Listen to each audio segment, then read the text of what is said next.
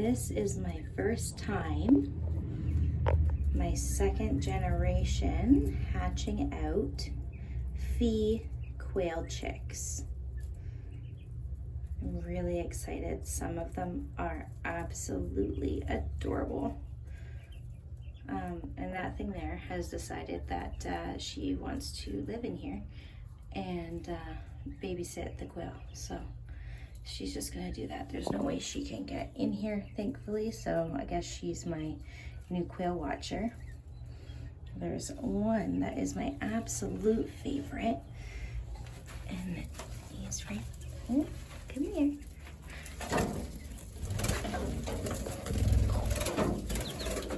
As you can see, they can already fly. Oh, you're fine. Oh, but look at that beautiful color. Black and white everywhere. Oh, you're okay. I'm not really sure. Oh, there you go. I'm not sure what color that one is actually. If any of you have experience with Fee coloration, I'm not sure what that would be on top of. Perhaps a pansy. If I actually had two recessive pansies, it might be pansy Fee. I'm not sure exactly what base colors I am working with because we've just gotten a lot of quail from a lot of different farmers, and I didn't start with any pure lines. There's not a ton of pure lines available here in Canada, so that's what I'm working towards. Actually, is creating some lines that breed true to different specialties. You can see these guys here. They still have a little bit of brown on them, but the Fee is coming along quite nicely on them too. And this little one there might actually be a tuxedo pearl. Really excited to see how she feathers out too. The white ones always take a little bit longer to feather out. And then you've got Milo, just making sure everybody's doing all right. Go in and see how the adults are doing today. Everybody's just chilling out because it's so hot here today. It's about 26 degrees Celsius. I see you guys need new water there, which is like 79 degrees Fahrenheit, I believe. Back in the corner there is the mama Fee that we bred from. The dad is actually gone. We had somebody come pick up a group of quail, and I actually thought that he was a hen, which was my mistake. He just got along so well with our other male peanut butter, who's over there flicking shavings. He got along so well, and I thought that he was a female until I separated them out to sell them, and he started crowing at me, so he had to go. We only need one male. We did keep peanut butter here. He just has tons of interesting coloration. He's really hardy. He's super friendly. He's not the biggest guy, but he seems to get along with everyone, and he does a great job breeding. This beautiful female here is actually from an egg that I shipped in from Calgary. So that is about $1 million quail right there. And some of these other guys are from a quail friend of mine about an hour and a half away. We kept them, a male and a female. And then there's a couple hiding underneath here.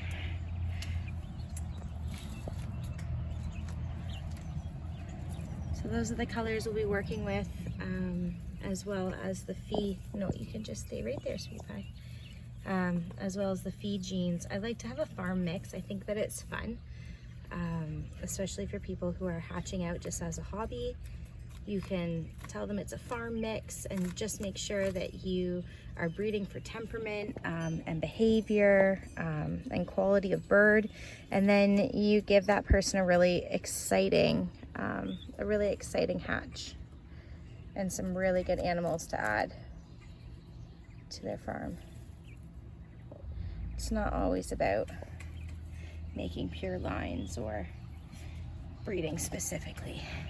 Sometimes it's just about making a really good quality bird. Hey, Peanut Butter.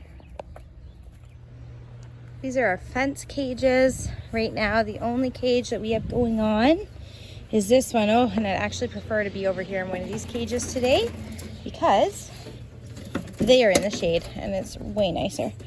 Hello, everyone. Last time I did this, one flew out on me and I looked pretty silly.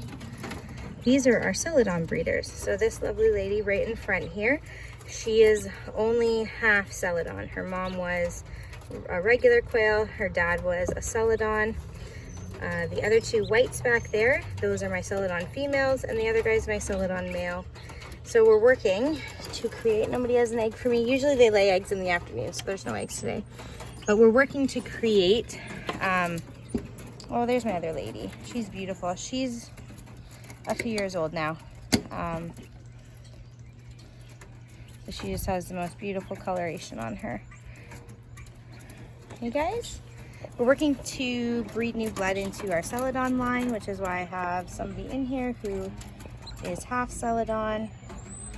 I have some of her eggs in the incubator, and they will be, I guess, second generation Celadon, which is really encouraging.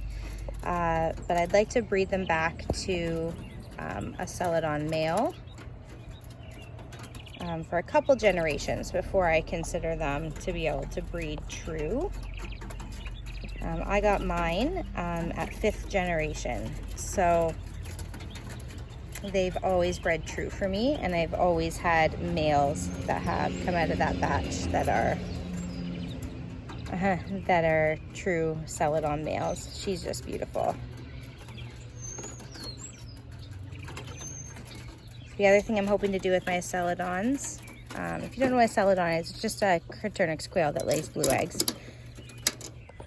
The other thing I'm hoping to do with my Celadons is to breed out some of the silver that is in them. I have always had a bit of a low hatch rate with my Celadons, which is normal.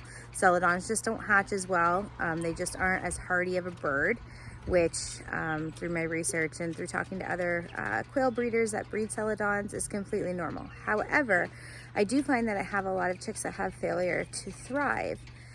So it was suggested to me that it might be because I have too much silver in my line and I'm ending up with the lethal silver gene in my eggs, and then the ones that do hatch, they quite often have failure to thrive if they have too much, if they're homozygous for silver. So I'm working to breed a male. There's some Celadon eggs in the incubator right now up in the garage that are just waiting to hatch. I'm really hoping in that batch there's a male that is dark. I have hatched out pharaohs from this group before, so I know that it's in there and that it will come out again eventually. I'm just hoping to get a pharaoh male that I can then start breeding with, so that we've got that pharaoh female in here that's half Celadon, and hopefully those two would be able to create some beautiful, beautiful good size pharaoh offspring that just have a better hatch rate, that are just more fun to work with, a little bit more hardy. I find that the Celadons are a little bit more flighty. Mine are anyway, but because I've been so limited in how I've been able to breed them, I really haven't been able to breed for temperament. So this year I want to get a really good Celadon stock going, really start breeding out some of those genetic issues that we've been having. I know everybody has them. It's not bad. It's not that these Celadon eggs are going to have a lot less of a hatch rate than Celadon eggs you might get from somebody else. It's just an issue that you get with that double recessive, and especially if you want your Celadons to continue to breed true, you have to get so many generations into it that there's just naturally, they're a little bit more delicate of an animal. I don't know anybody else. Definitely not very many people in my area work with Celadons at all. I did find out in the winter they aren't super cold hardy. These ones aren't anyway. Again, with breeding in new blood, hopefully they will be. But the Celadons that we have hatch out to be great pets. They're very good egg layers. I've never had any issues with any of my Celadons laying eggs.